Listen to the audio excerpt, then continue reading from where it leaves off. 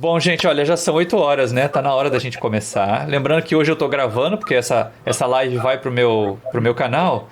E eu vou fazer o seguinte também, para manter o canal do Paulo de Tarso vivo, que não tem publicação lá desde janeiro, eu vou colocar lá também, tá? Já que eu vou ter o trabalho de editar, que tá dando um trabalhão danado editar live, eu vou aproveitar e colocar lá também.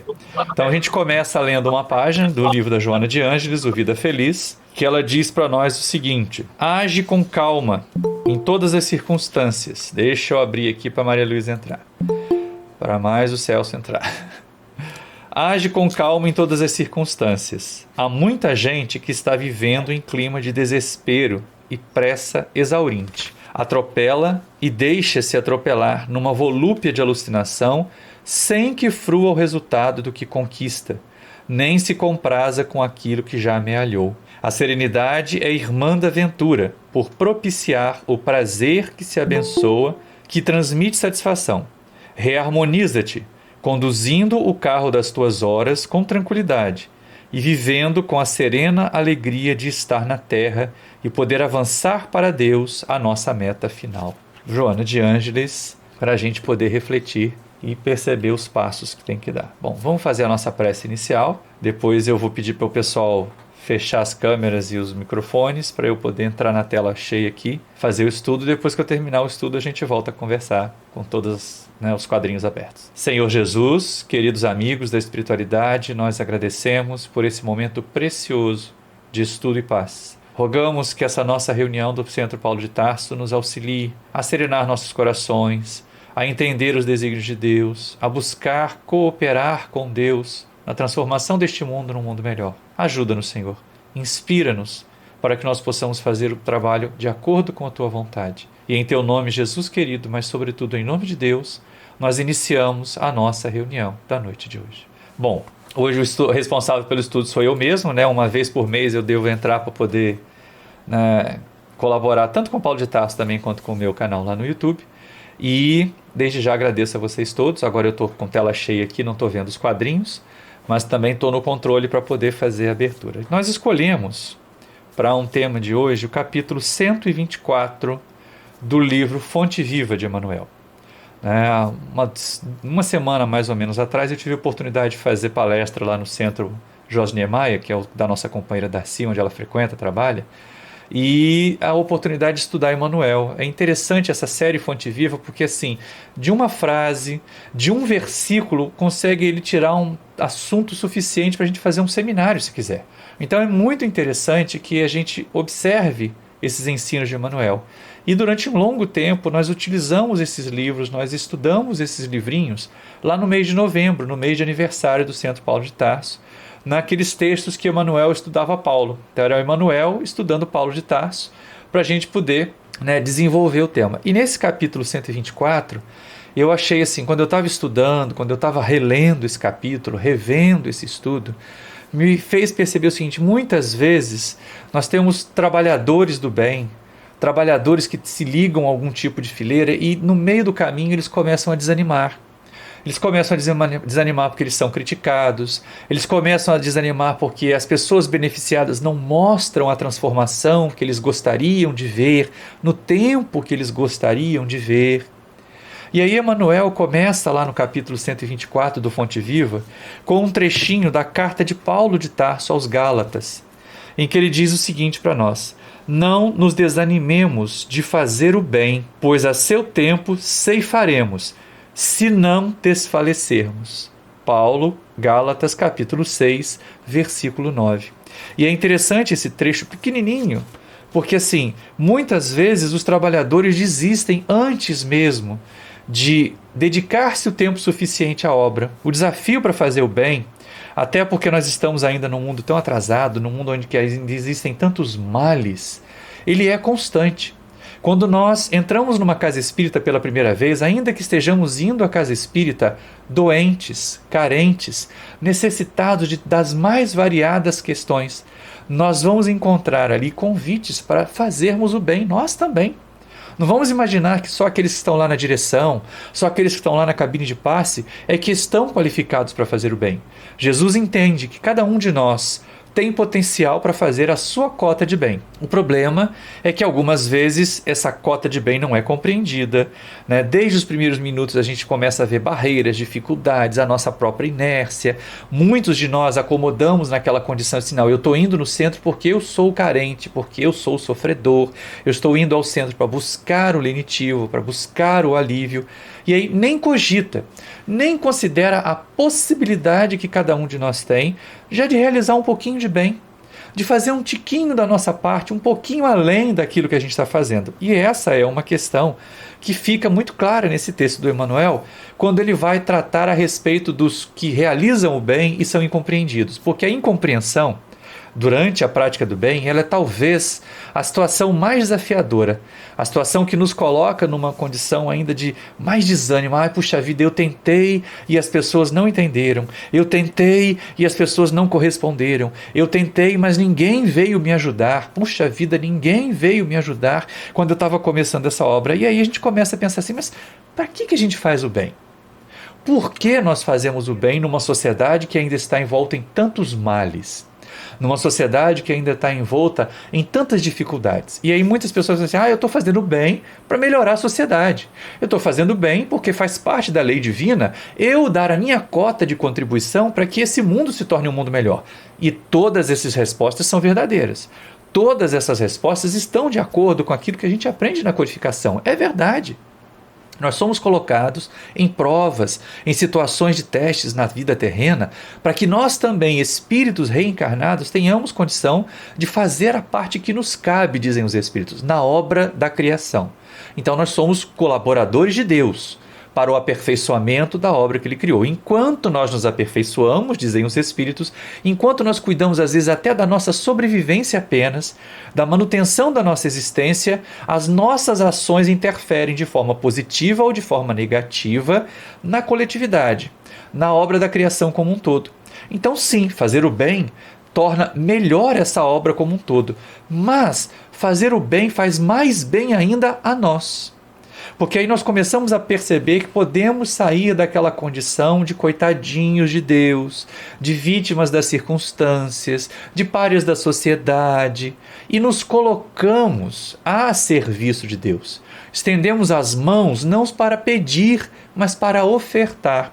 E é exatamente nesse caminho que a gente vinha conversando até antes de começar a reunião, dos donativos que foram arrecadados nessa semana. Nós comentamos na semana passada, o material foi colocado lá à disposição do pessoal, a lista de gêneros que iam ser doados foi colocada à disposição, e rapidinho o Paulo de Tarso conseguiu arrecadar material suficiente para a gente montar pelo menos algumas cestas que vão servir de lenitivo às privações de algumas famílias que já estão aí a carecer, e muito, porque estão sem recursos, estão sem renda, estão sem meios de manutenção. Mas fazer isso nos fez bem. Cada um de nós que foi lá, que doou, que carregou a caixa, ou que fez a transferência mesmo para que pudesse ser comprado de uma forma coletiva, nós nos sentimos bem por fazer o bem. Então fazer o bem, ele é um caminho, é uma forma de viver. Ele não é um destino. Ele não é uma coisa pontual, eu fiz o bem hoje, mês de março. Agora não preciso fazer mais bem para o resto da vida. Não, no mês de abril, as pessoas que estão sofrendo carência vão estar sofrendo de novo. E se não houver mudança da parte delas, se não houver também uma transformação da parte delas, teremos necessidade de novo agir e cooperar para que elas não passem por privações maiores do que aquelas necessárias. E é exatamente aí esse caminho para a felicidade de fazer o bem que nós somos convidados a trilhar. Não esperando facilidade, porque muita gente pensa assim, eu só vou trabalhar no centro quando eu resolver todos os meus problemas na vida, quando eu não tiver mais privação alguma, aí eu vou poder trabalhar no centro. Por enquanto eu estou em tratamento, por enquanto eu estou indo ao centro para aprender, eu sou um aprendiz. E aqueles aprendizes que não fazem nada, né? Nem colocar em prática o ensino que recebeu, os aprendizes querem fazer. Eles querem ir lá, assistir a palestra, é tão fácil, né? É mais ou menos seguir o ritual da missa de quando nós éramos católicos, você vai lá, cumpre uma tarefa, uma missa, e muitas vezes as pessoas que estão lá nas fileiras do catolicismo já estão se edificando, porque elas saem dali, elas se integram em pastorais, elas se integram em outras atividades, colocam a doutrina que elas abraçaram em prática, e isso as faz melhores, muito melhores do que alguns espíritas esquentadores de banco em centro espírita. Porque a questão toda não é exatamente qual é o credo ou qual é a doutrina que nós abraçamos, mas o que nós fazemos da doutrina que nós abraçamos.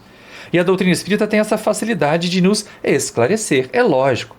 O caminho pode ser longo, pode ser difícil, podemos deparar com um monte de obstáculos, os obstáculos vão acontecer, imagina só, né? Nós estamos condicionados a viver num mundo de maus, num mundo mau, num mundo em que as pessoas são indiferentes ao sofrimento umas das outras. Mudar isso, dar exemplos de ações diferentes nisso, mostrar que nós nos importamos, mostrar que nós agimos de uma forma diferente, oposta a dessas criaturas que semeiam sofrimento, vai ser sim desafiador. Vai ser sim um problema sério para nós. E aí olha que coisa interessante, né? Nós somos chamados a realizar essa tarefa sem queixas. E não aquela coisa assim, puxa, mas eu tentei, só que ninguém me compreende. Aí vamos lá ao Emmanuel de novo, porque ele coloca aqui numa situação bem simbólica. Olha só, ele vai usar de símbolos, tá, gente? Porque, na verdade, os personagens que ele vai colocar aqui não são seres animados. Mas o resultado, o foco aqui não é nem aquela criatura que passou pela dificuldade, que passou pelo teste. Olha só, ele diz o seguinte, ainda nesse tema do não te canses de fazer o bem. Quando o buril é aquela coisa que é usada, né, para lascar a pedra, começou a ferir o bloco de mármore embrutecido, a pedra se desesperou, clamou contra o próprio destino, mas depois, ao se perceber admirada, encarnando uma das mais belas concepções artísticas do mundo, louvou o cinzel que a dilacerara. Então aqui a gente vê só no simbolismo do mármore, né? Passa pelo atrito, passa pelo cinzel, passa pelo buril, e aquilo é um sofrimento para a pedra, né? Um desgaste daquele material. Poderíamos nós nos imaginar assim, eu sou uma pedra bruta de mármore. E aí a vida de vez em quando vem e dá umas escalpeladas na gente, dá umas buriladas na gente para a gente poder se tornar uma peça mais bela, que é a escultura.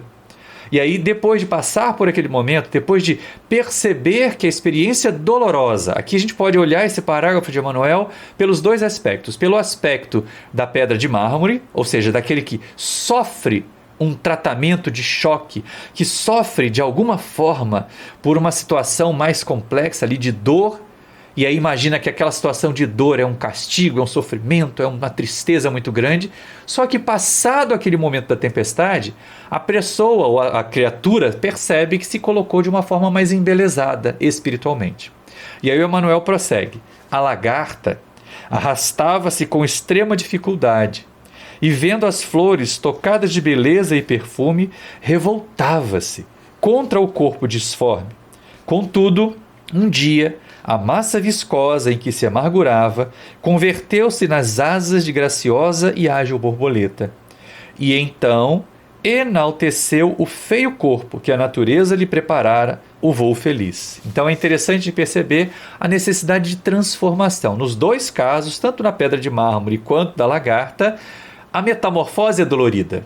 A transformação em alguma coisa melhor é dolorida. Porque ela normalmente vai buscar a gente naquele processo de acomodação. Nós que estamos encarnados na Terra, gente, a Terra é planeta de provas e expiações, ela já passou por mundo primitivo. Então, aqueles de nós que estamos aqui, somos contados já entre espíritos calcetas, espíritos recalcitrantes, espíritos que repetem erros, espíritos que estamos na inércia da inferioridade. E aí, porque na inércia da inferioridade, a gente de vez em quando precisa lá de um escalpo, precisa de um buril, ou então precisa de um corpo um pouquinho mais comprometido lá com dificuldades, com dores.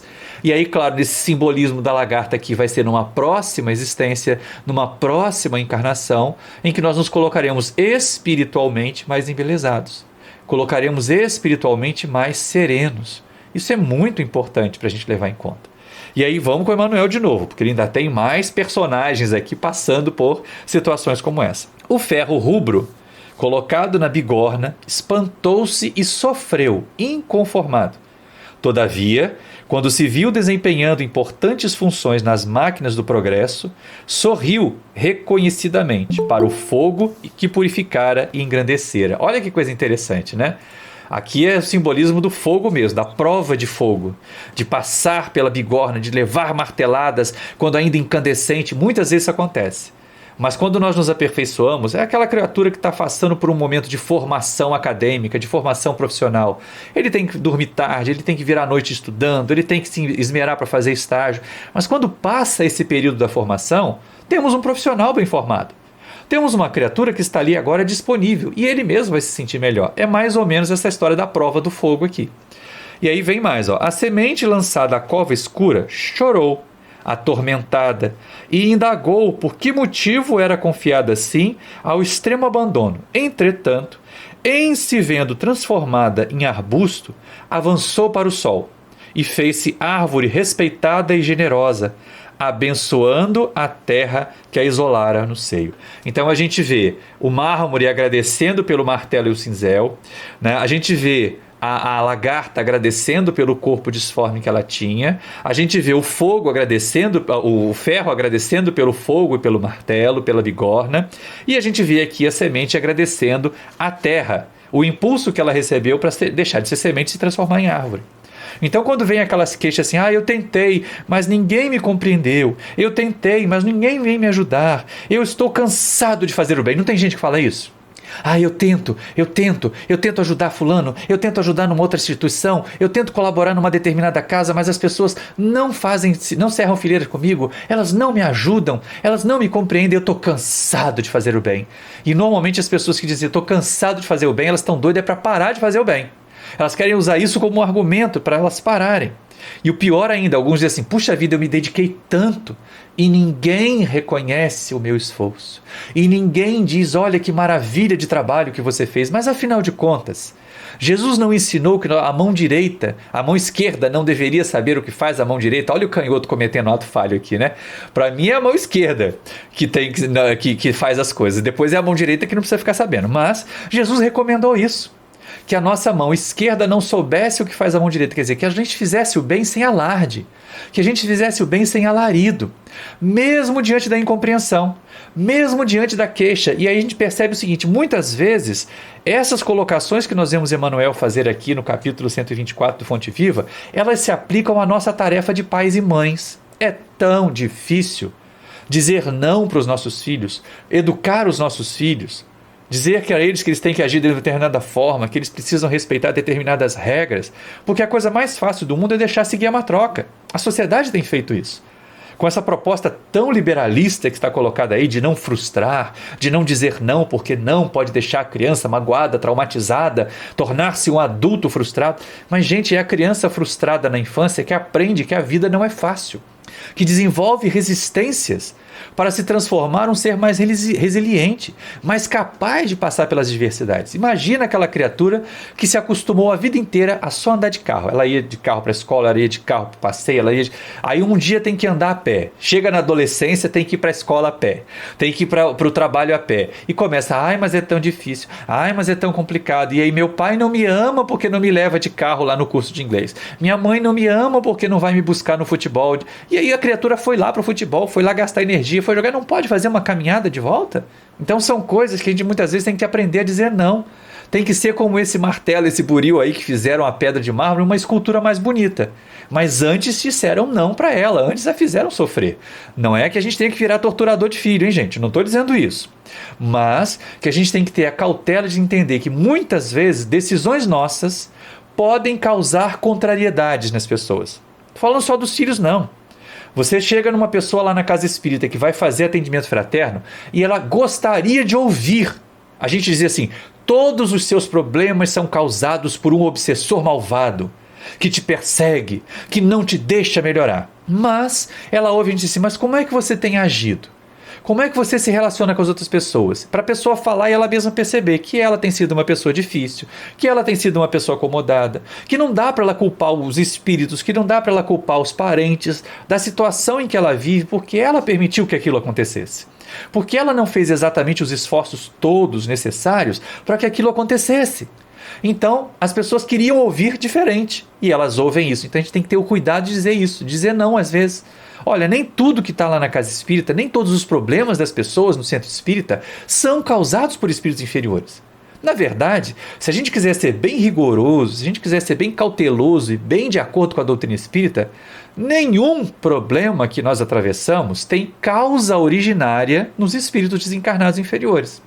Eles são apenas associados às nossas imperfeições que abrem brechas para a influência deles e permitem então que nós soframos. Permite que nós tomemos decisões equivocadas e que passemos a sofrer. Então é exatamente o que acontece. Com obsessores encarnados, com obsessores desencarnados, é necessário que a gente abra a mente, que a gente permita que eles influenciem a gente. E não fiquemos lá assim, ai, coitado de mim, eu sou vítima do obsessor. Ninguém é vítima, gente. O bem que a gente vai fazer, a proposta de realizar o bem não visa aplausos, não visa reconhecimento. Então é claro que a gente não tem que ser aquele trator, né? Sair atropelando todo mundo, a pessoa chega chorosa lá na casa espírita para o atendimento, você está sempre sua culpa. Não, claro que a gente não vai fazer isso. Nós vamos ser gentis, nós vamos ser cautelosos, nós vamos ser acolhedores, mas nas oportunidades que forem sendo oferecidas no diálogo fraterno, no diálogo amoroso, nós vamos dizer assim, é necessário que você faça um pouco mais em seu próprio benefício. O que a nossa casa espírita pode fazer para lhe ajudar é isso, isso, isso. Podemos lhe indicar obras para você estudar e se tornar uma pessoa mais esclarecida. Podemos lhe indicar oportunidade de trabalho, de comportamentos, para que você entenda a transformação que está acontecendo em você e ajude os benfeitores espirituais a lhe ajudarem. Isso é bem diferente de dizer, você está assim por sua culpa. Ou então, ninguém passa por aquilo que não deve, né? Tem gente que diz assim, não tem gente que usa esse argumento. Ah, mas quem está desencarnando aí pela Covid é porque está nas leis de Deus. Isso é muita passividade diante das atrocidades que têm sido cometidas, dos desmandos, dos desatinos daquelas criaturas que deveriam coordenar, não que eles sejam responsáveis por fazer. Pensa, pelo amor de Deus, vão entender. Não adianta nada um desses dirigentes, um desses governantes e dizer assim, olha, vamos trancar todo mundo em casa. Se cada cidadão resolve, não, hoje é domingo, eu tenho direito de fazer um churrasquinho e chamar os vizinhos. Ou eu tenho direito de ir ali para a pracinha de Seropédica comer churrasquinho e ouvir música alta, sertanejo bem brega, como acontece. Eu deixei de fazer caminhada no domingo de tarde no centro de Seropédica porque eu ficava escandalizado com aquilo que eu via. Resolvi fazer de manhã que pelo menos os pingus estão dormindo e aí não ficam lá fazendo aglomeração durante a tarde.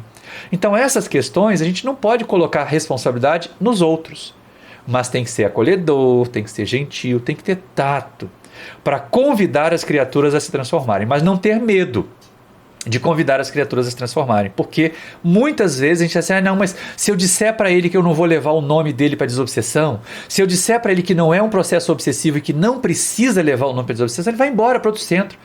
Mas ora, gente, se essa pessoa foi à casa espírita esperando uma solução fácil para os problemas difíceis que ela mesma criou para ela, e vai para outro centro porque não encontrou ali na nossa casa, coordenada, que segue as orientações da doutrina, aquilo que ela estava esperando, que era essa solução fácil, a gente não tem o que fazer, que ela vá. Nós não temos que ficar preocupados com isso, nós temos que ficar preocupados se nós formos grosseiros, agressivos, não receptivos, aí sim. Aí a gente pode estar realmente criando um grande problema para a gente, para a casa que a gente frequenta e para as pessoas que foram ali buscar lenitivo e encontraram um grosseirão, encontraram uma criatura difícil. Tá? Mas fazer o bem requer, sim, bastante atenção.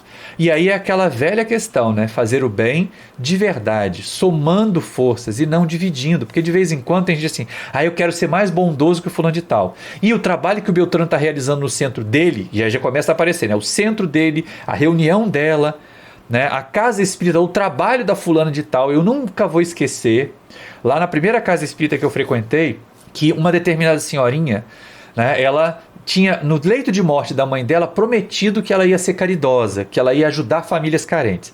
Então ela se assenhoreou de algumas famílias pobres que a casa espírita dava cesta básica, ajudava, dava sopa, né? Para aquelas eram as famílias que ela assistia. E ai de quem desse alguma cesta básica, ou de quem ajudasse aquelas famílias antes de falar com ela. Porque era o jeito dela chegar no céu, não é? Era o jeito dela escalar. E aí o Alípio Cerqueira Filho, no seu livro Fora da Caridade Não Há Salvação, ele chama a nossa atenção para isso. Que a gente não tem que ficar fazendo bem, não tem que praticar a caridade, não tem que fazer o serviço de amor para fugir do inferno, para fugir do umbral, ou para conquistar um duplex com piscina em nosso lar. Mas nós vamos fazer o bem porque o bem nos satisfaz, porque o bem é a oportunidade que nos é dada de nós realizarmos a nossa transformação, sem desânimo, sem cansaço. Mas aquela criatura que eu quis ajudar, se foi grosseira, não quis receber, não tem problema, pegue e leve para outra. Eu ainda me lembro, até porque isso virou uma história pitoresca, né? Porque tem umas assombrações na vida da gente que elas parecem que perseguem. Certa vez lá no Pau de Tarso apareceu uma criatura Durante a reunião, o pessoal não deve lembrar disso, porque já faz muito tempo. E ele trazia uma carta falando que estava passando por dificuldades, que estava com os filhos passando fome em casa e tudo mais, e pedia o que pudesse receber e R$ 54 para comprar gás. Eu ainda me lembro do valor de R$ 54 para comprar gás. E aí a gente está acostumado no Paulo de Tarso a não dar dinheiro na mão das pessoas. Mas nós tínhamos lá a época das cestas básicas, eu fui lá na despensa, juntei todo o material, peguei até cobertores, era a época de frio, e levei para a criatura. Ele falou, e o dinheiro? Eu falei, não, dinheiro nós não temos para dar. Ou você quer que eu acorde o meu vizinho para cozinhar essa comida? Eu falei, nós não temos o que lhe fazer, meu irmão. Nós não temos dinheiro para lhe oferecer. E aí a criatura largou lá a cesta com todos os alimentos pesada, com uma cesta como a gente dava mesmo, com arroz, feijão, óleo, tudo, completinha. E o cobertor e foi embora, sem levar nada. O que ele queria de verdade era o dinheiro. Mais ou menos uns 2 anos depois eu fui fazer palestra na região de Cabo Frio. Eu estava numa casa espírita em Cabo Frio, numa terça-feira à noite, e não é que a criatura aparece lá? Com a mesma carta, dizendo todos aqueles problemas e pedindo também donativos e dinheiro para o gás. Como as criaturas... E aí a senhora que dirigia veio falar comigo, eu falei, mas eu conheço esse senhor. Ele já esteve lá no Paulo de Tarso com essa mesma história. Se você não der o dinheiro, ele vai embora e não vai querer levar nada dos donativos que você der. E manda batata, não deu outra coisa. Então assim, se essa pessoa não está disposta a receber o benefício que nós estamos dispostos a fazer, não tem problema, a gente distribui para outro. A gente leva o bem onde o bem possa ser acolhido. E aí, de novo, eu vou aproveitar o livro do Alírio, esse Fora da Caridade não há salvação. Quem estiver vendo no YouTube vai até aparecer a capinha aqui num dos dois lados, tá? Mas quem está vendo agora, eu só vou citar esse livro, Fora da Caridade não há salvação, do Alírio de Cerqueira Filho. É uma obra muito legal. E ele fala assim, olha, nós somos convidados na doutrina espírita a ser semeadores. Ele estuda a parábola do semeador nesse livro. E ele diz assim, nós somos convidados a ser semeadores, a lançar as sementes, mas a não nos preocuparmos com a colheita. Porque cada terra, cada oportunidade, cada semente também vai produzir no seu tempo. Então a gente tem que ter muito cuidado com isso, para não desanimar, para não esmorecer, para não imaginar assim, puxa vida, eu plantei, mas não deu frutos, então eu vou desistir. Mas espera aí, gente, o tempo daquela semente não é o tempo da nossa pressa.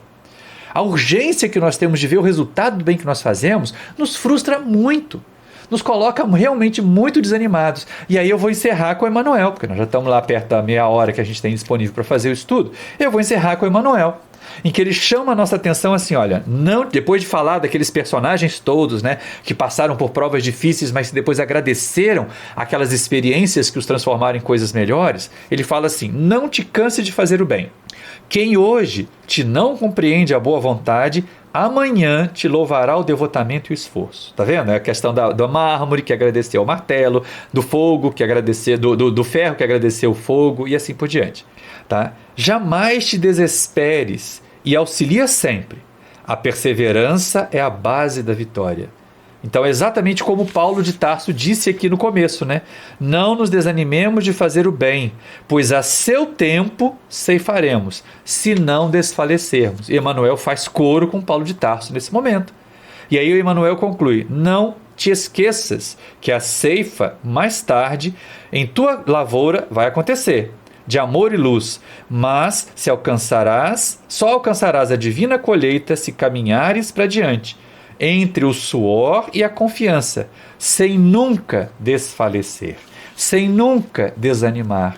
E é essa a mensagem que nós gostaríamos de deixar para a noite de hoje.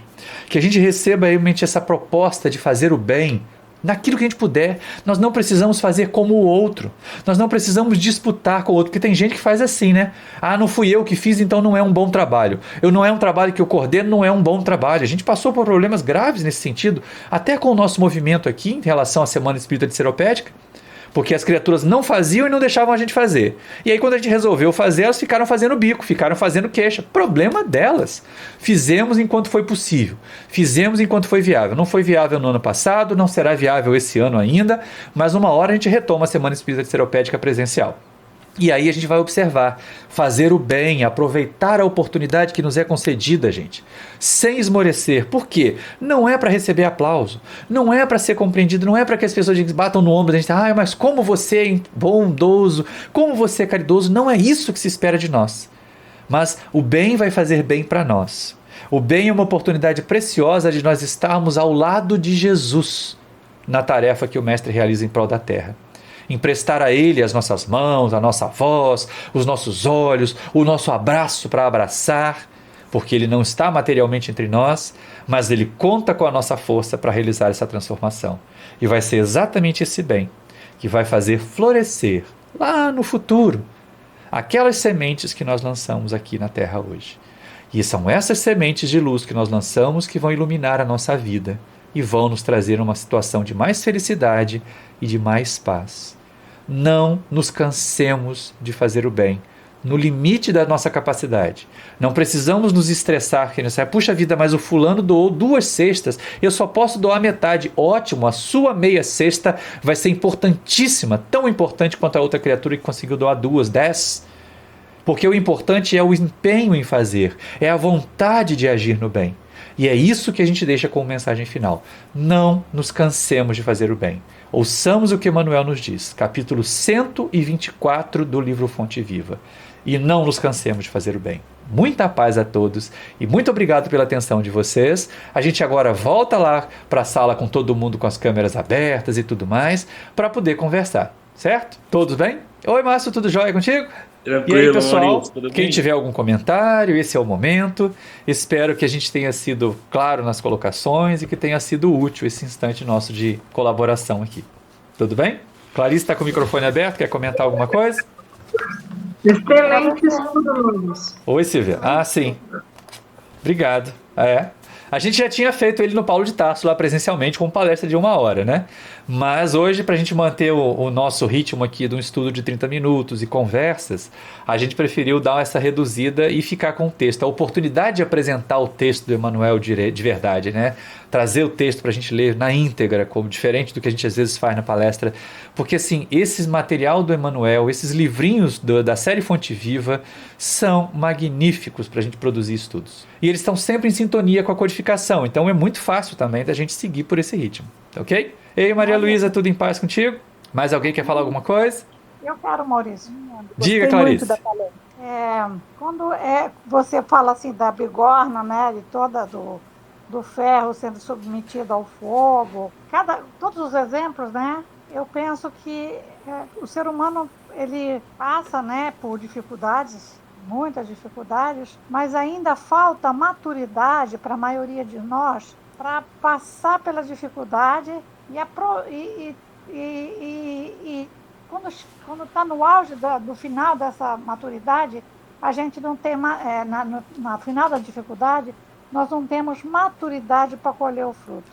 Nós ainda somos muito infantis, né? A Joana de Ângeles, ela chama muito atenção nesse sentido. A gente entra na lamentação, entra na depressão, na revolta e não colhe os frutos. A gente trabalha, o fruto amadurece e a gente não colhe. Então, acho que falta maturidade. Então, a gente espiritualmente, o ser humano ele vai chegar a esse ponto. Eu acho que nós já temos muita gente assim que a gente vê aqui, né? A gente está vendo muito texto, muita informação da gente aproveitar esses momentos para depois colher. E isso vai mudar, a gente vai amadurecer. Sim. Eu acho que é questão de Talvez esses processos dolorosos todos, Clarice, tenham, né, forçado o nosso amadurecimento um pouco, porque a gente é obrigado a olhar em volta. A gente é obrigado a pensar que as nossas atitudes, elas têm impacto sobre as outras pessoas. Né? Minha mãe fez aniversário dia 26, o Bernardo faz aniversário dia 23 desse mês, e lógico, nenhum de nós vai fazer festa, nenhum de nós vai aglomerar. Porque a gente entende que aquele momento que deveria ser de celebração familiar pode virar um momento de grande dor familiar depois. Então é melhor ficar cada um quietinho na sua casa e cantar parabéns virtual, que nem a gente fez para o aniversário do Paulo de Tarso ano passado. Esse processo tem levado as pessoas a amadurecerem. Agora, quem é muito imaturo, Clarice, faz como criança pirracenta. Eu vou sair sem máscara mesmo, eu vou aglomerar mesmo.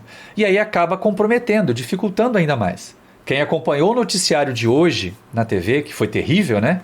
Mas a gente está vendo que as localidades estão se fechando. Nós vamos passar por um outro período de mais restrições agora, porque realmente o sistema de saúde está colapsando. E aí qualquer um de nós que resolva fazer alguma coisa fora do necessário, porque de vez em quando sair à rua, fazer atividades, ter contato com outras pessoas é necessário, tá? Mas tem um monte de gente fazendo supérfluo. Essa história do churrasquinho com sertanejo brega na Praça de Seropédica no domingo é revoltante, gente. Por mais que as pessoas digam, mas eu trabalho a semana inteira, eu pego o ônibus lotado a semana inteira, eu já estou aglomerando. Você acha que eu vou abrir mão do meu final de semana? Gente, é um dia a mais para você se expor à doença. É um dia a mais que você está expondo outras pessoas à doença se já estiver contaminado. Então, assim, é falta de inteligência, é falta de maturidade. E aí a gente percebe o seguinte, nossas ações têm impacto sobre todas as pessoas em volta de nós. Nós estamos numa rede. Qualquer fio dessa rede que se mexa vai afetar a rede inteira. E a gente tem que ter um cuidado enorme em relação a isso. Certo? Mais alguma observação? Hein, gente? Nós temos recebido, assim, bastante porcaria, vamos dizer assim, que seja porcaria, né? Nesse sentido, porque as pessoas, eu acho que assim, tá uma divisão, né?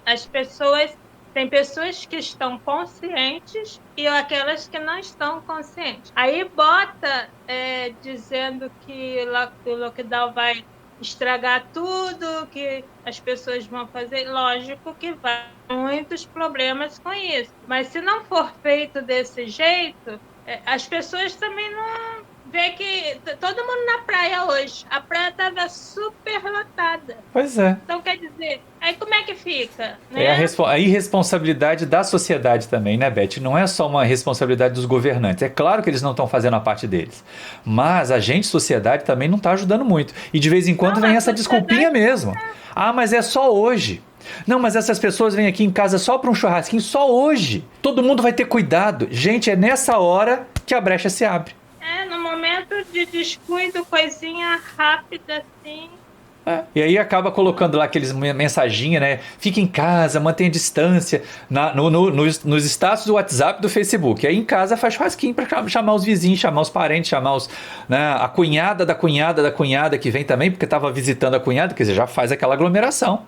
Então a gente tem que ter esse cuidado, tem que ter essa cautela. Agora tá assim, por que o mercado não fecha? Porque o mercado é essencial, mas aí o fulano que está aberto ali também é essencial. Aí a farmácia, por que é essencial? Aí, sabe, aí fica comparando uma coisa com a outra, né?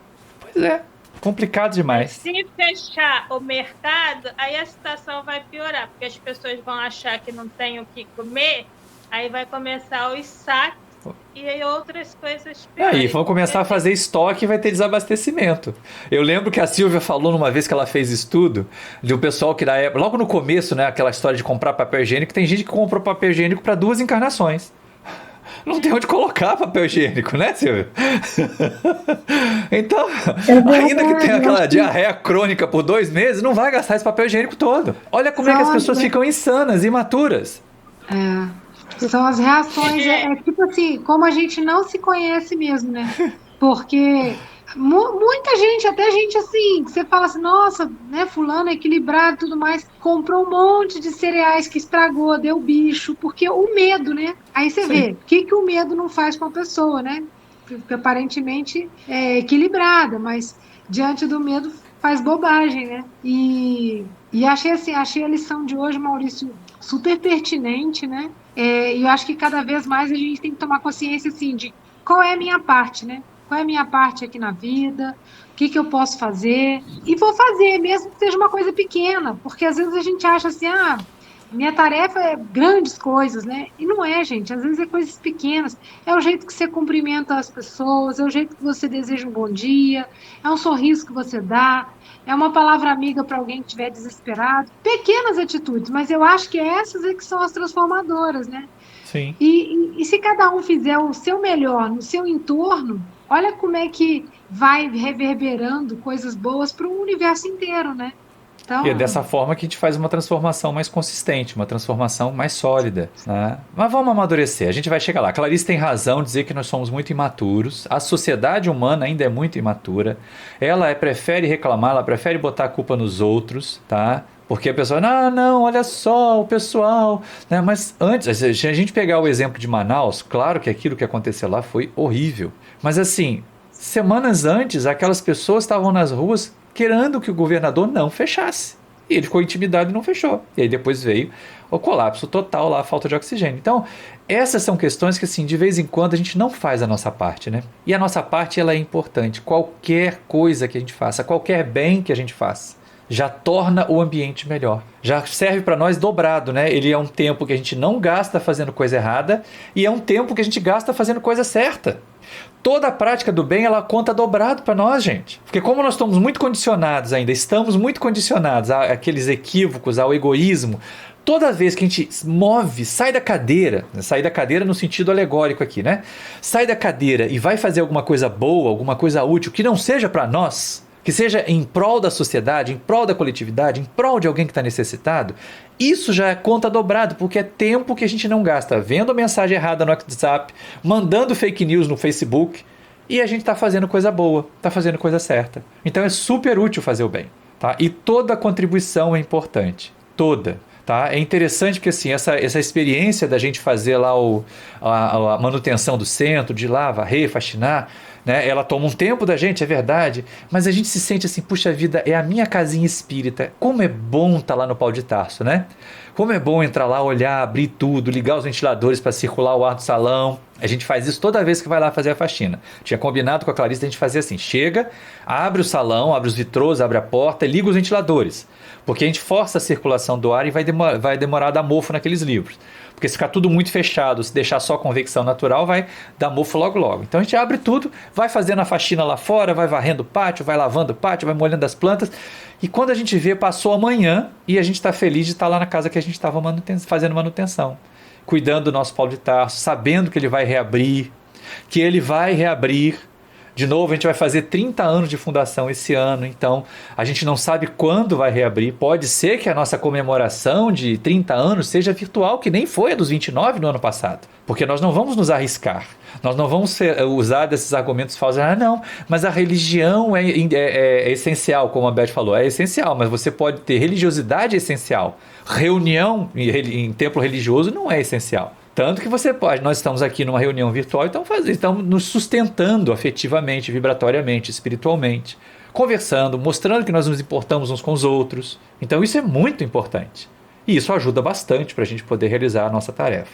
Ok? Mais alguma observação, gente? Alguém gostaria mais de comentar alguma coisa? Beleza, então nós estamos caminhando para o encerramento. Tá?